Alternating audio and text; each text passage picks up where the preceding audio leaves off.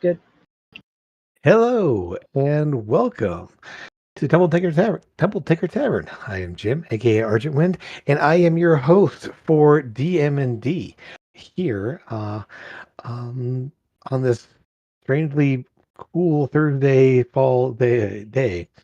Um, Episode 26. Yes, and we are talking today about ways you can give your players agency in your games. And we've talked a little bit about these things in the past there. It's part of world building, uh, part of um, the way you can run your campaigns, part of getting players engaged with the world and really taking ownership of it and helping them be a part of the game and how it goes. So many times, dungeon masters, game masters, there are various systems like that, they will have a story in mind and they're telling the story and letting you interact with it. But there's sometimes a lack of ability by the players to really affect that beyond just the combat rolls, whatever else that. It's the idea of being able to bring something into the world or add something to the world beyond just the game session that's happening right now. So, what I'm talking about here is in the world building, in setting up a town, a city, a nation, a campaign, a tribe of warriors, a team of experts, whatever it is, there's always going to be extras. There's going to be places that it would go to. It may not be part of the current scene, but the players, in thinking about the scenario and thinking about their characters, may come up with an idea of, hey, there's this person I know from my background that we might be able to help, or there's this place we went to before. We might be able to use that as a hangout or as a hideaway if we're in trouble.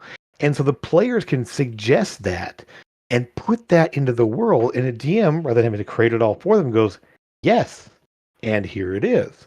Yes, and that's the person you can talk to. So the idea of letting the players bring that in and then giving them a chance to add something to the world, to the campaign, is going to give them a massive surge of ownership in what's going on in the world. It's that idea of player agency of not just I'm rolling, I'm making characters, I'm fighting monsters, I'm doing what I'm doing here and collecting gear. There's more that they're connected to in the world beyond just the immediate happening. So some ways to do this, some fun ways, is obviously through the characters' backgrounds. If you have a player who you know is from this city or from this nation or from this other place here, whenever you have an opportunity where they can actually say, hey, you're from here, where's a place where you would hang out? And it puts them on the spot, but it also, even if they just say, hey, let's go to this tavern, it had a burly dwarf bartender. We went to this office complex in a Shadowrun game where we could just sit around and the security guys didn't hassle us for hanging out in the benches outside. Whatever it is, they've now added something that they can then say how how do we fit in here? How do we affect this world, and how does our character fit in? So exactly, bring them in, it increases their buy-in to the campaign. It increases their ownership of not only the plot but the world and the connection with other players. I had a player who was from this a distant city. When they showed up there, I literally said, what's the name of the place where you worked, where you hung out?" And the Tall Tale Tavern became a thing, uh, run by College of Lore Bards, which was perfect. And so I had an image pop into my head of that and started describing it. He was able to kind of put in a little bit more descriptions, and I could ask questions and let that flesh out during the game, during the session where I had nothing planned. I didn't have, this is where you go. I put the player on the spot, let them make a suggestion, and we ran with it and went from there. So it's a lot of fun to have that moment. And yes, and is also, if you is an improvisational tool.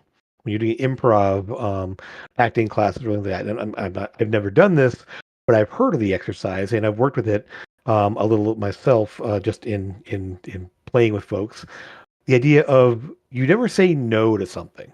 You say no, that doesn't fit. No, that's not right. Yes, and that yes, this exists, and here's how it fits. Yes, and here are some more details about it. The idea that you can allow them to bring something forth there and add something and then run with it. And sometimes you may have to go with yes, but and just clarify some things or kind of tweak it a little bit to make it work. But the idea of having that that agency of being able to suggest something and being able to work with it is a huge tool to letting the players act become more of an active participant. Um, so with their backgrounds, again, if they have places they've been to, people they've met with, family members, obviously, can be, if hopefully still alive, uh, can be really helpful in allowing stories to take place around those people, around those places they've been to in the past. It not only does it give you some plot hooks to play with and some locations to visit at some point there. It again, since the player suggested it, they already know where you're going with this. They already have an idea in their mind, and you can work with them on that. And it may be you have to, between sessions, throw some questions their way. What is this person like? What do they look like?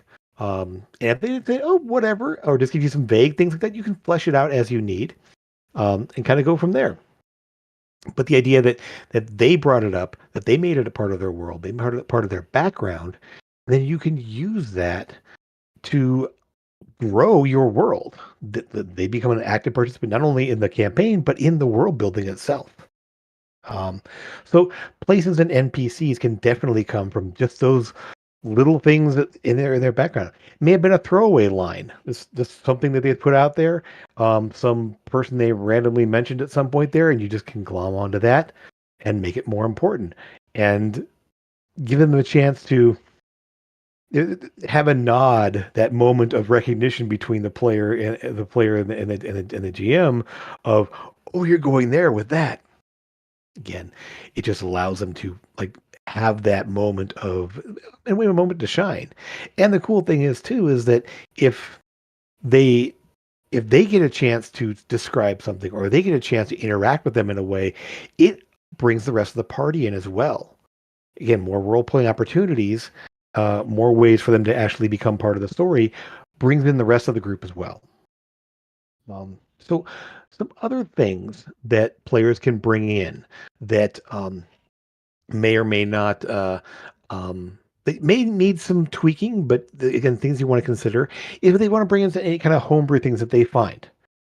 We've all had players that go out there and find that homebrew class or that homebrew subclass or that homebrew spell or cool item that they found someplace else. That take it in, look it over, and this is where the yes but might come in, where you might need to kind of tweak it a little bit to make it fit power level wise or setting wise if it doesn't quite work. But the fun thing is that they say like, I want to have this really, I want to develop the spell. Like if they're playing a magical character and they want to create a spell. Work with them, and then in game you can give them a chance to like, well, to do this you need to do some research. So you might need to go on this quest to find the items you need to make the thing work the way you want it to.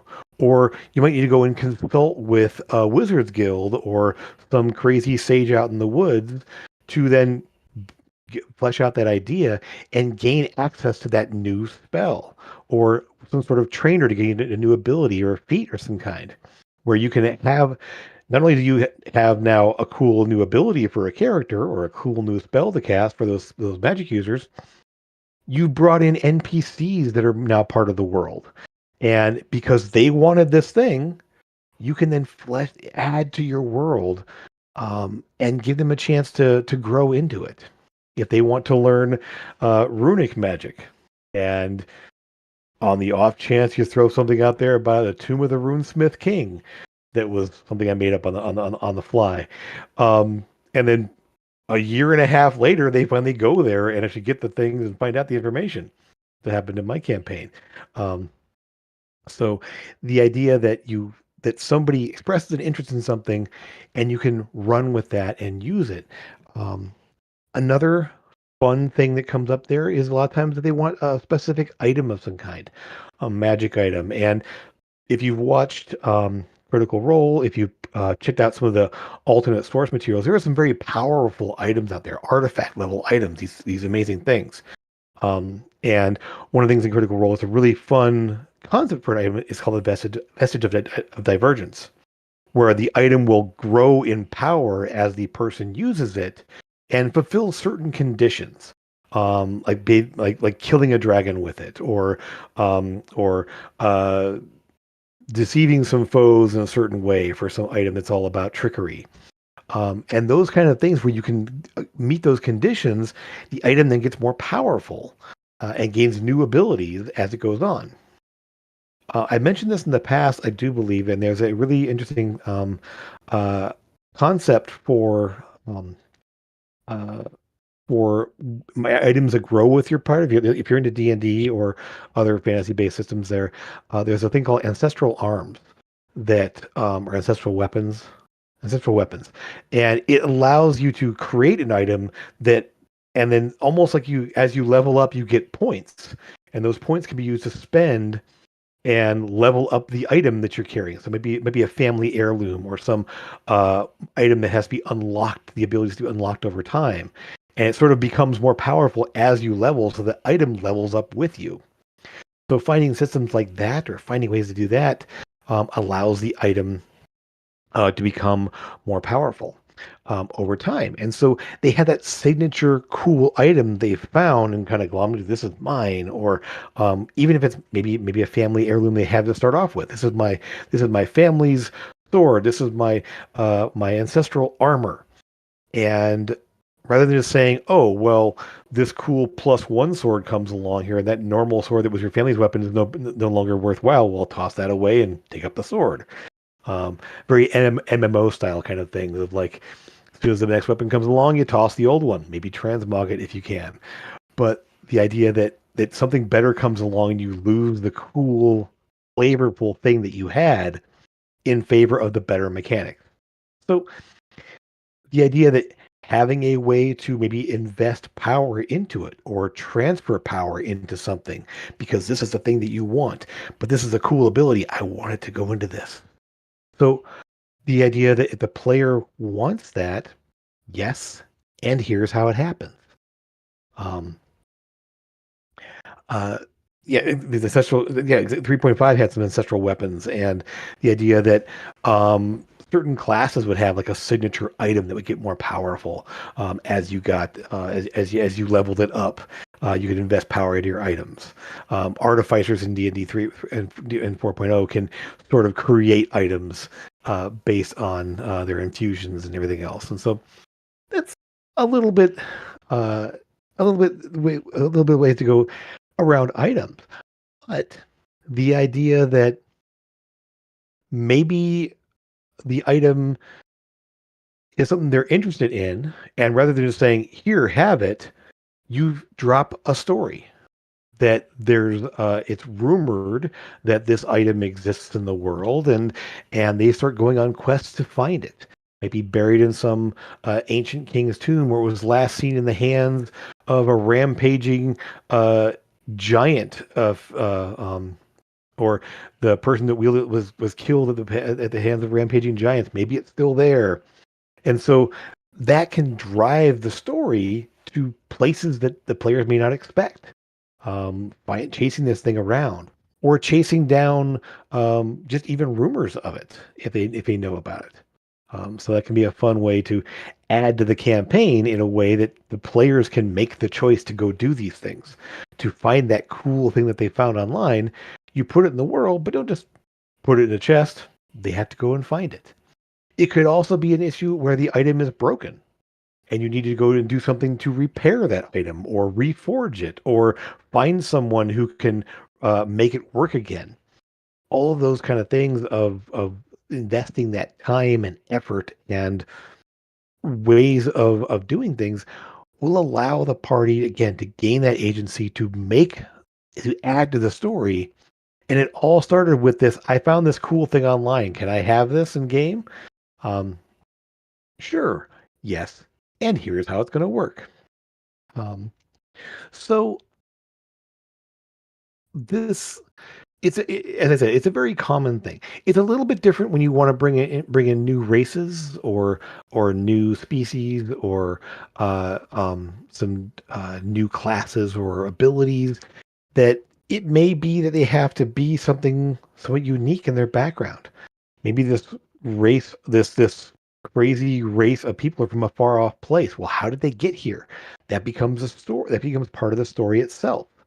Um, and that or maybe something tied to that based on how they got here. That could be part of the story that now maybe there's a threat that's going to follow that person. And I'm just spitballing ideas here for the most part, but the idea that they want to do something unique, you let them, but then what are the consequences? What's the and of you after you say yes? Um, and I will say, if you're very clear about your expectations for your world, and you just say, "Hey, these are your options," if they come along and say, "I want to do this," talk it over with them. Maybe it's a yes, but let's reskin it this way instead. Or yes, I like that, but it doesn't quite work with that origin, so let's twist it to this instead.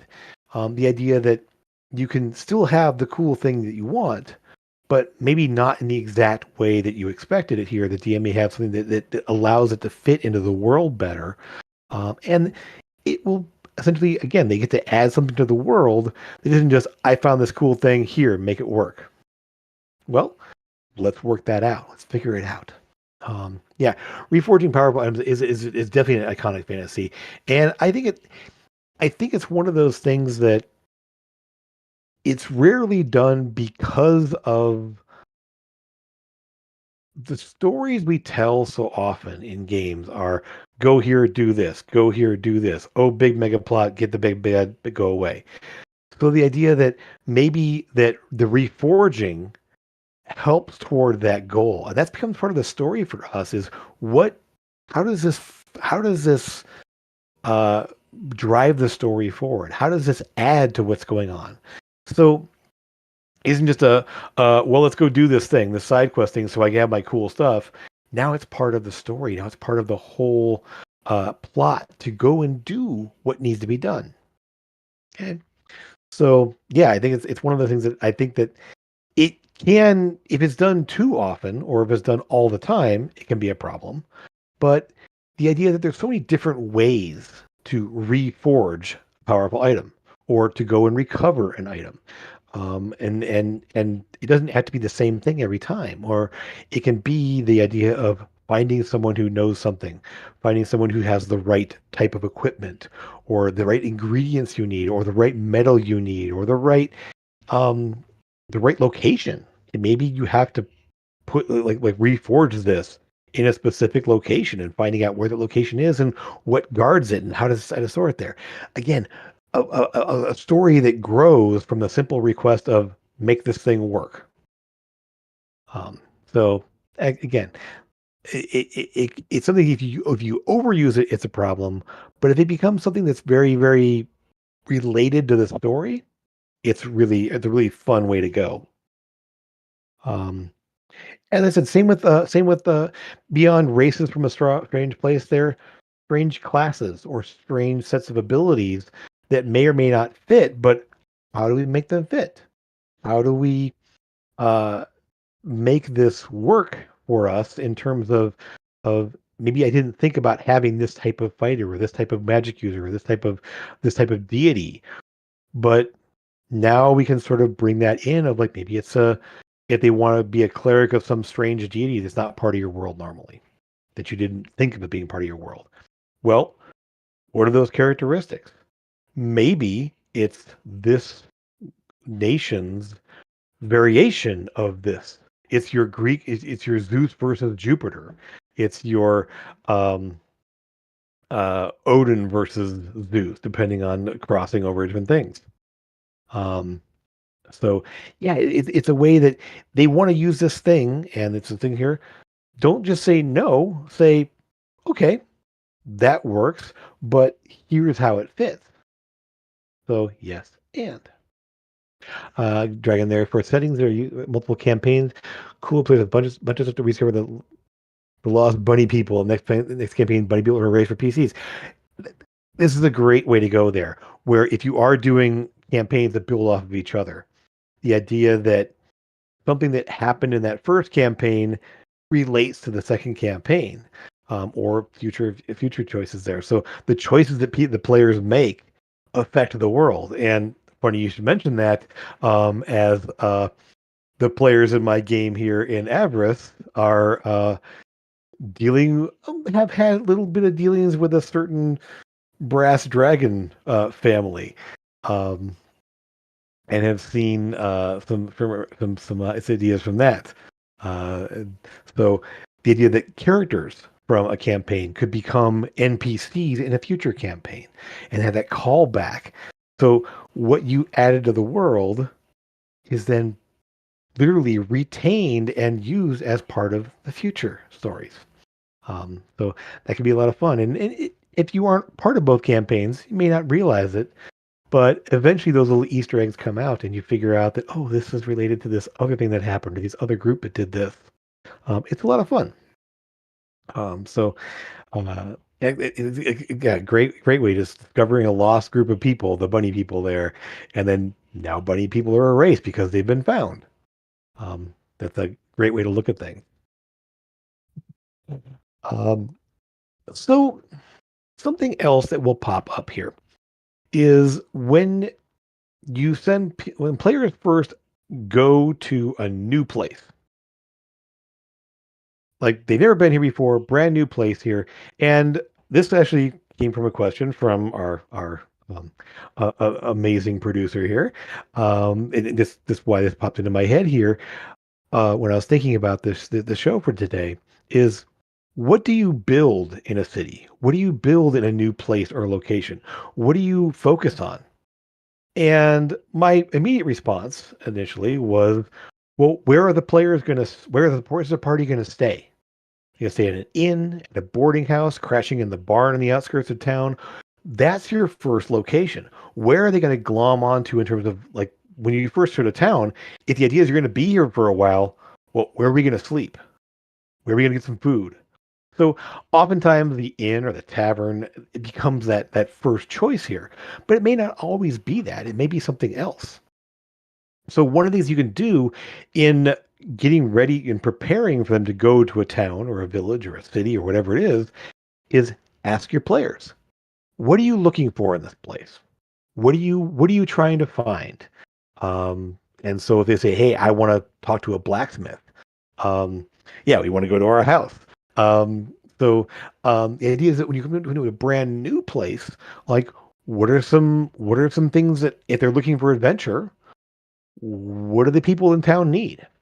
So this may be the players looking for something, and you can prompt them by saying, what are you hoping to accomplish? What are you hoping to find? What are you looking for when you go to this place? And obviously the story might tell them they're looking for one thing, but they're always going to have other ideas. We're out of potions. We need to find an alchemist. You have an alchemist here? And then maybe they don't, depending on the size of the city there. Or it may be that yes, they have an alchemist, but they're not very good because the person who gets all the ingredients like got killed and never came back. So now there may be this adventure of like gather some stuff for this guy, and then they can start making things for you. Or go find the person that went out there to find the ingredients there where they got lost out in the woods to the north. See if you can find them. So that's now created a new adventure based on their request. And it can be a side quest. It can lead to something bigger. You can just have little adventure ideas in your mind of like, well, it depends on what they want to do when they get here. How do I drive them these different directions? Well, let them make the decisions. Let them say, what is it? What is it they're looking for when they come into town? And if you have a really creative bunch of people, And this wouldn't work so well in a streamed game or anything else like that, but maybe in prepping for a game, this would work. But in a game where you're all having fun, they're hanging out there, is point to someone and say, describe this person. What do they look like? Or what's the name of the shop? And let them come up with something on the fly. And some people are going to be really comfortable with that, really jump into it and like doing that. Some may not, and so you kind of know your players. But after a while, you might say, "Hey, you tell me what he looks like. You tell me what this shop is called." And again, let the players just throw something out there, and that becomes the thing. We've had a lot of times where we just said, "Oh, it'd be funny if this," or "Hey, there's a really great name for a tavern I came up with." Use it. Let them add something to your world by dropping it into a new location, either on the fly or maybe in between sessions. Either way, but using that player input again gives them more buy-in to the game, the world, makes them more part of it. Um, blunt, sharp, flat things. Kenku Black Shop. Um, yeah, I mean, it's funny the idea of how to incorporate some of those suggestions that are thrown out there. And it may be a challenge for you sometimes, or you might go, oh, and something may pop into your head of like now you have um a Kenku who not only speaks little like bits and phrases there, but makes the sound of the items. He makes the thud of a hammer, the swish of a sword, the stab of something into there. That's the sound they make. The idea that Kenku could possibly make not words but vocalize sounds as well, and suddenly you have a crazy place where the name of the place is Swish Bang Clank. And you're like, what? Oh, it's a Kenku. That's what he says this shop is called because that's what he does. It's just kind of crazy. But again, it pops up from someone making a suggestion. Um, yeah, exactly. If you have those players that are comfortable enough to kind of throw something out there, I mean, those quiet players will often surprise you. So the idea is that making the players come up with something to fly can be great. It's also a fun way of engaging quiet players. And again, getting to know your players and getting to know what they're comfortable with. If they're good with throwing something out there, um, encourage that. Definitely take that and run with it because now they've engaged in something that they may have been quiet, maybe shy, maybe they have a hard time engaging with things, but now you've taken that in, and it's going to encourage them to do it again in the future. And again, I I can't stress this enough that not only acknowledging the fact that they added something there, but make sure you thank them outside a game. I think there's a lot of times we don't thank our players enough for what they contribute. And I we wouldn't have a game without them. And so, yes, and really is an homage to the shared fun that we're having. So when they throw something out there, use it. And when you can, make sure you thank them because it's not always something you think about, but it will definitely make them feel better. It will as a player, I always get that little warm fuzzy feeling when a DM says that was really cool. That was awesome.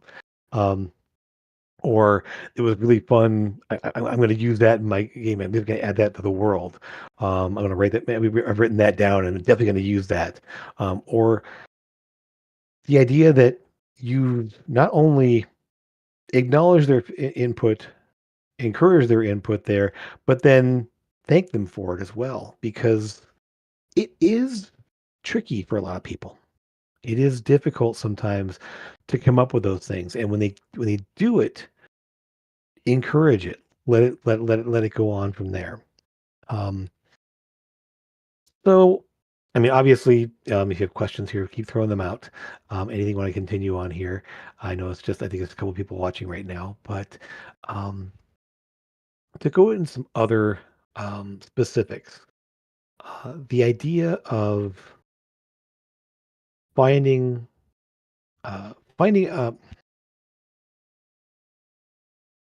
finding something new, because a lot of times we as DMs, writers, GMs, we're always like fishing for ideas, and sometimes the inspiration for those ideas just isn't coming. And so don't be afraid to reach out, and in between games, especially when people have time, is reach out and ask what someone's looking for. Ask what they want. Ask what makes them interested and excited, because they're the players can often help drive something new. And so when you're stuck with ideas, um, use your players as a resource. You don't have to do it all on your own, and that's something that can be very difficult. Is that being a DM can be somewhat isolating. You're the one kind of, I've got all the ideas, I've got to come up with everything, I've got the plot, I have to know all the stuff here. But at the same time, your players will often have a vast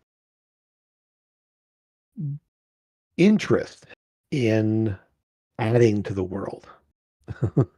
um, yeah. So uh, making a connection there. So in a current campaign there, Cosmia's X being one of the other party members' fathers.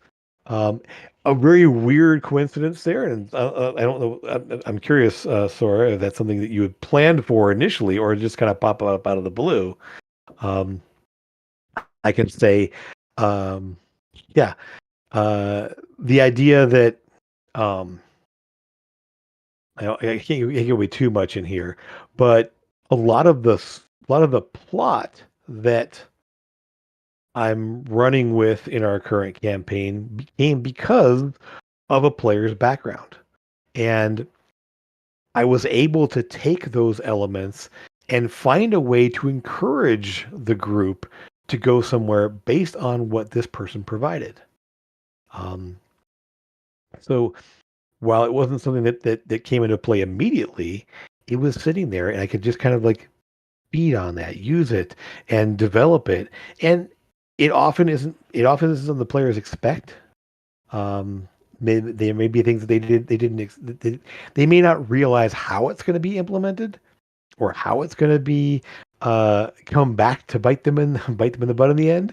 But it can be something that definitely uh, can be a nod back to their creativity, to be a nod to what they provided, and that will only make things um, easier down the road for you, and it's going to tie back into their stories.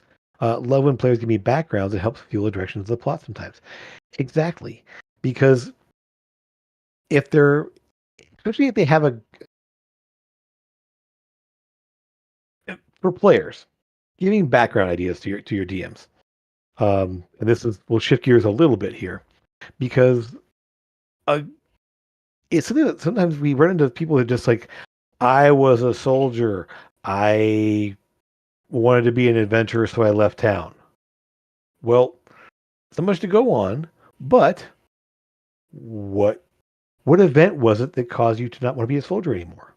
Was there a war going on and you wanted to flee from it? That one follow-up question. Now, again, in their past, there's the idea of, now there's been a skirmish or a fighting going on somewhere in this region here. Now there's been sort of a conflict that's happening here, and just that I was a soldier who left, who left and went, let's go adventuring. Did you flee from the war? Are you a deserter, or did you muster out? The conflict finished, and you liked the fighting and wanted to go out and do more. Again, yes, just that one line of a background you can draw more plot from that. And it just that thing of like, okay, yes, you were a soldier. Yes, there was fighting going on. Who was the fighting with? And whether the player knows, you can work that out with them, saying, well, what was attacking? What was the issue there? And they may say, well, I don't know. Well, what about this? That sounds good. Yeah, okay, let's go about that. And you have that sort of collaboration moment of, how do we make this fit? and their background suddenly becomes from that one line of I was a soldier and I left to be an adventurer. You now have brought in some plot elements, and now maybe this person is a deserter, and they may be having bounty hunters come after them because they deserted the army.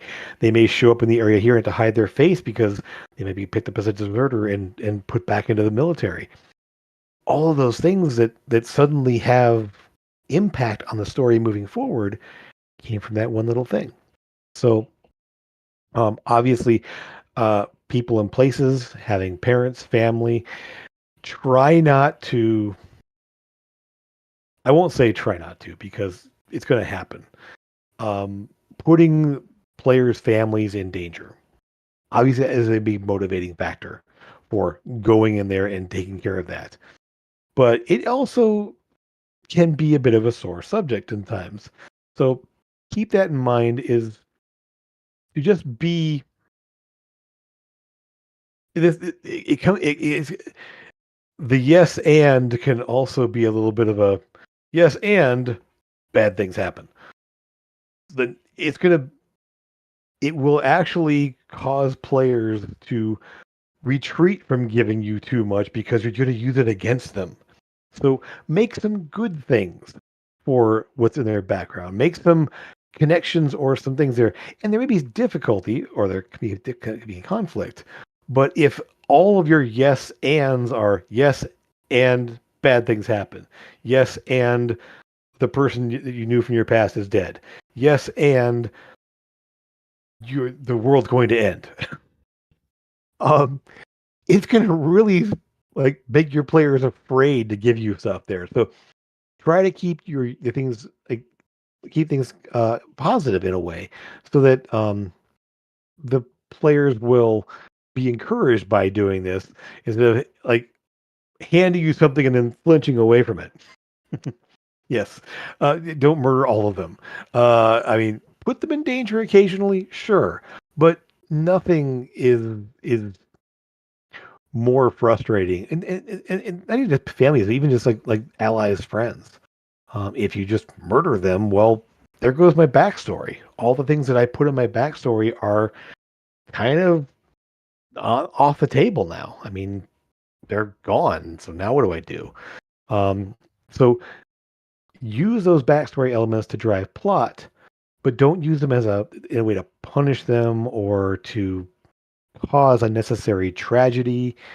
There can be enough tragedy in a game like this anyway. People are going to die. People are going to experience losses and um, uh, um, experience losses and are going to experience difficulty. But that should help drive the story forward and help motivate the players to do more. And yes, my character's family was put in danger, and now they have a very nice horde dragon protecting them.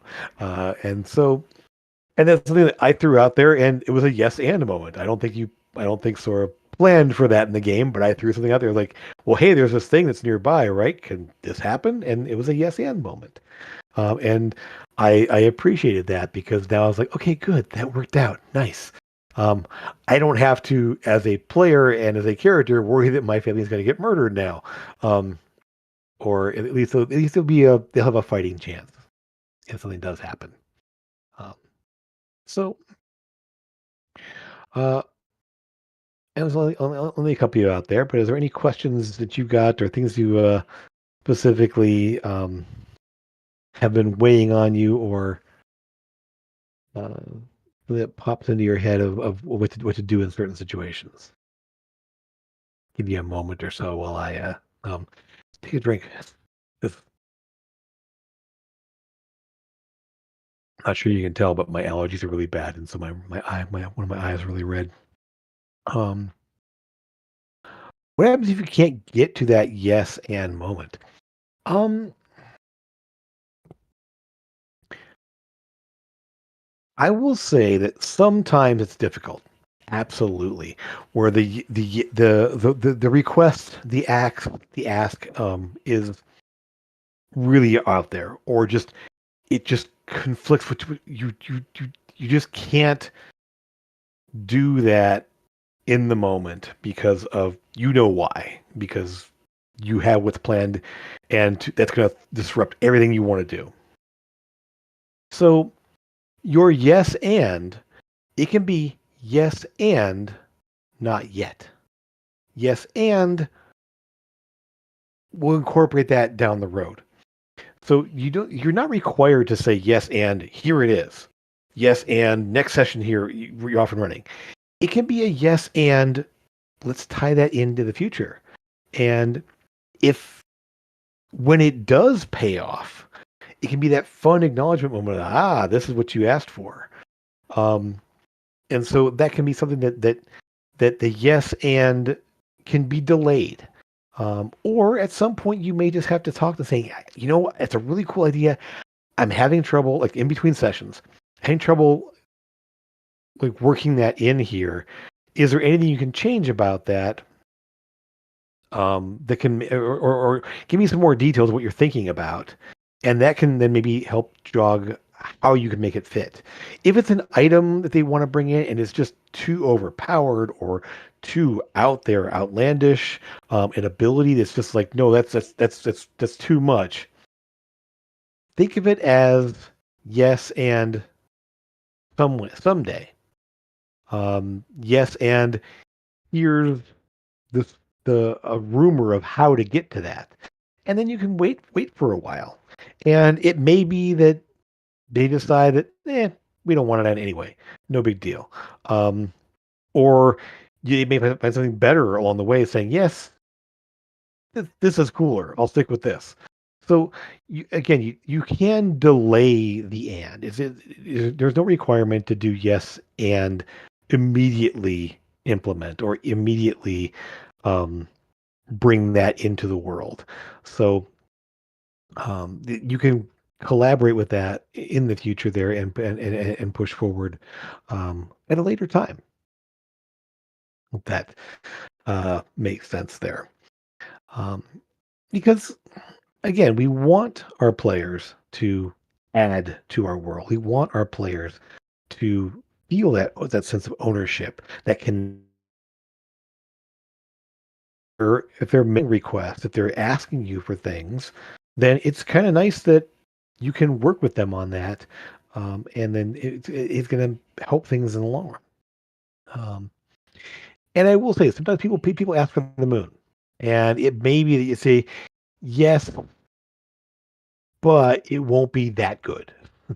Yes, and here's how it's going to fit down the road. So yeah, there's that idea there. So in 4E, the GMG suggested asking players to make a wish list of items they would want. I've seen this before in games. In fact, I'm in a game where that's happening. Uh, the items can be used as seed adventures with rewards that players actually want. Yeah, exactly. So the idea that um, that maybe sometime uh, they get the opportunity, or in the case of somewhat random things of like, okay, which player is going to find something that they're looking for? This person's already found something really cool there. What's something else other person can get? So yeah, the idea that maybe the reward for an adventure becomes one of the things they asked for.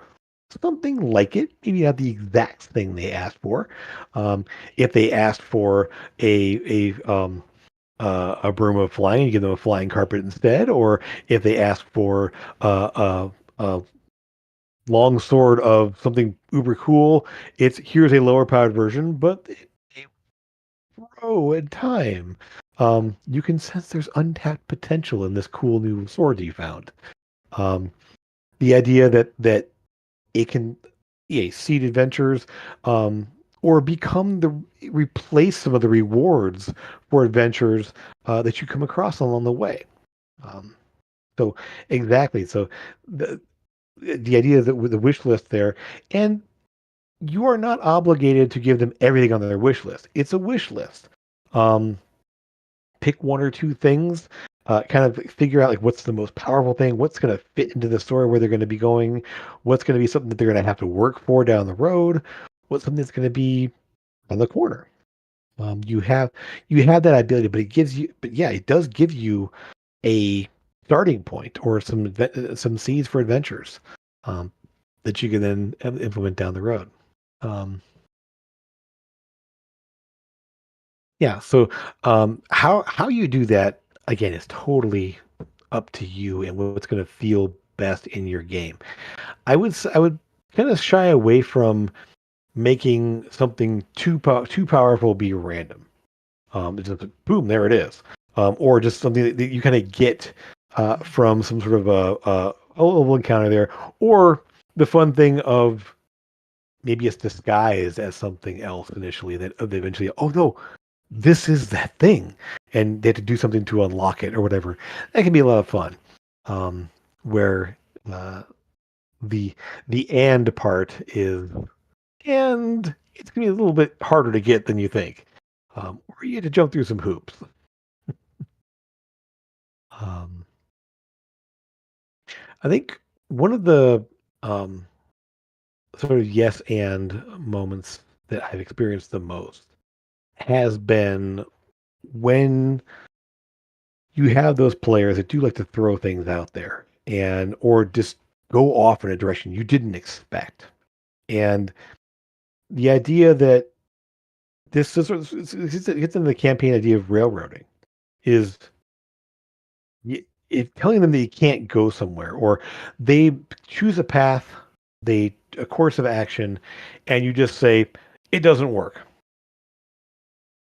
You know where your story is going a lot of times. And sometimes the yes and will be yes, you can take that course of action. And this is what happens to draw you back to this. Sometimes the and part is yes, and how do I make them get where I need them to go?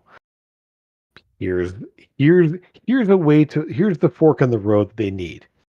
Here is the clue that will drive them in a direction that's going to help them accomplish what the adventure is asking for. The idea that the yes, take that route, do that crazy thing, kill that NPC that you actually needed to get information from. So how do you find it instead? Yes, that happens, and this person has the information instead, or this person had a message on them saying that they were supposed to meet someone to deliver some information. Um, oh no! Now go to that meeting, find out what they were supposed to was what they were trying to do. So you still can get the adventure to continue, but you do it in a way that the player's choices matter. The player's choices don't invalidate your adventure. They don't you don't have to like, nope, that doesn't happen. These are the rails you're on. You can't diverge. They're going to diverge. So the more you try to force it, the more they sense that, the more frustrated they're going to feel. So the more you give them the yes and the less they're going to have difficulty. The more they're going to understand that their choices are mattering. The choices matter, and it's not going to you're not going to take something away from them or take away their agency.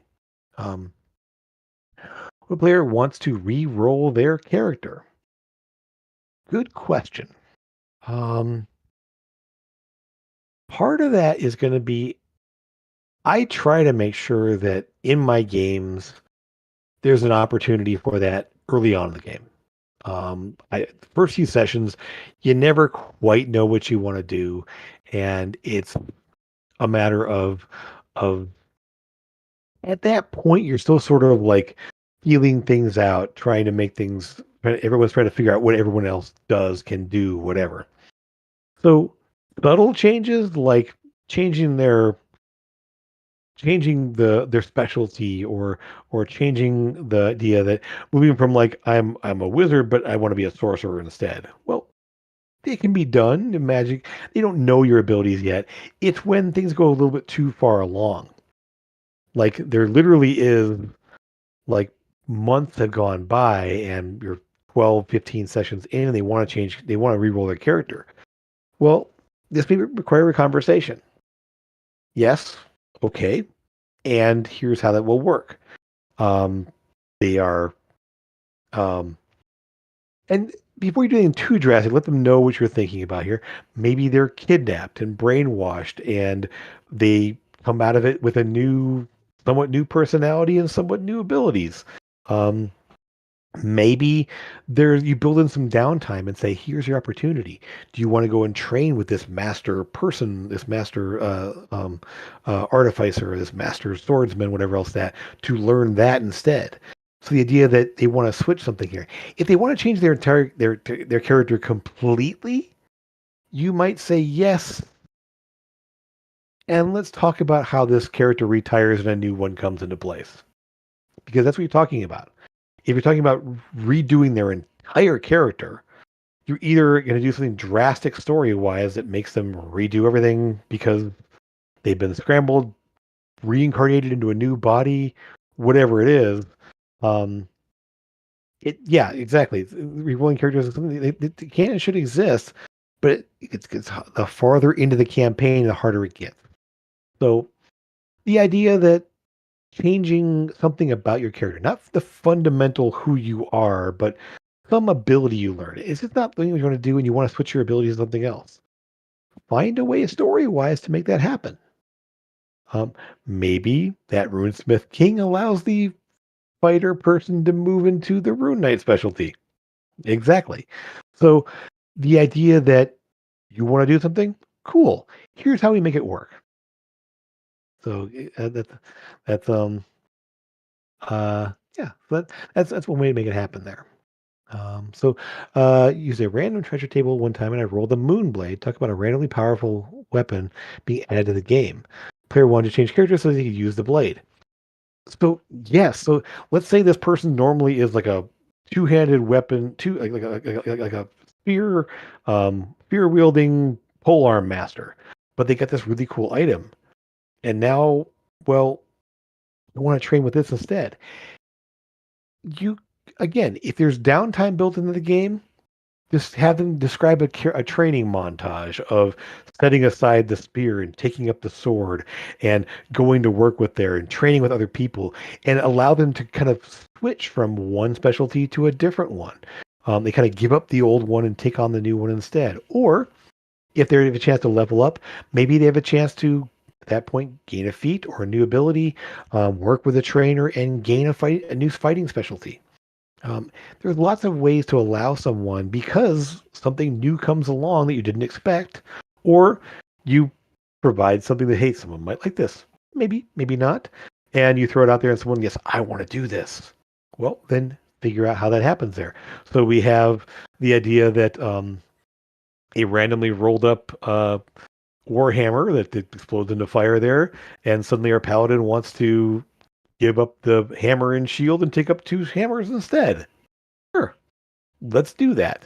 Um, it doesn't hurt the game, and if you can find a fun narrative way to bring it into the session and allow it to happen, then why not? It doesn't hurt the game. It doesn't make anyone more or less powerful. There's always going to be trade-offs for the change. But the cool thing is now they have this cool new item that they want to specialize with, and this will become more of my identity as a character. Cool. Let's go with it. So yeah. Um, yeah. So again, the changes you can make depend on where you are in the story, depending on what the power level of the game is. To change drastically is difficult, and that's where maybe a character decides to retire, and the yes and is yes, and this character retires, bring in a new one. Um, and we've talked about that in the past. They're bringing it can be a challenge, but it's something that can be an option if everyone's okay with it. If the players and you and the player who wants to make the change are good with it, then by all means, go ahead and make it work. Because again, it's going to allow more fun. It's going to allow more agency, more buy-in. And if I can do something that I want to do as a player, and the DM is on board with me doing this cool thing, then everyone's going to have more fun in the end. So, Hope that helps there. Um, okay, so to kind of wrap things up here again, um, just wherever opportunities, this is all about opportunities for your players to become more engaged, to be more a part of the story here. So that's really what we're talking about here with Yes and. It's being open to collaboration, being open to that shared storytelling experience that allows everyone to be a part of this game. This is role playing games are just are a unique experience in that way. It's very similar to like the improv scenarios where you're put on a stage, you're given a prompt, and go. A lot of that's what we're doing here as well. And yes, and is that tool you use to not stall. If you say no, you put up a wall. You stop that momentum, and now you have to figure out how to get around that. So the yes and keeps things flowing, keeps things moving, and keeps everyone engaged. So wherever you can, ditch the no, work toward the yes, and make it so that people are going to have everyone's going to have more fun in the end. So we'll go ahead and wrap things up there. Unless there's one more question here. Um, I hope that everyone everyone has a great time coming up here. As always, if you are looking for games to play in or looking for players for a game you want to run, stop by the Tumble Taker Tavern. I do also want to point something out here in our description below here. I've started up. I want to give a little shout out to um, RPG Counterpoint, one of our fellow members of one of our DMs and fellow members of the Tanker, the Tavern, is running now a blog of advice around for RPGs, for DMs, for GMs, of all kinds of that, and bringing in some great people from a lot of cool places. And getting lots of fun there. I do contribute as well, but there's some great people in there that have provided some really fun, great advice. So check it out. RPG Counterpoint is in the description below. You can check that out. There is a blog there. Articles come out about a few times a month. And actually, I think they come out once a week, and we contribute once a month there to kind of keep the queue going. So, if you're interested in contributing to that, definitely follow the link there. Check in. There is a Discord for that as well, so you can check in with some folks here to get involved in that if you are interested. Otherwise, check it out. Have fun. And again, if you're looking for places to play, the tavern is always open and always ready to bring in new people there. So, as always, thanks for being here. Uh, Appreciate you being here, and thanks for on us. We'll see you again real soon. Bye, everybody.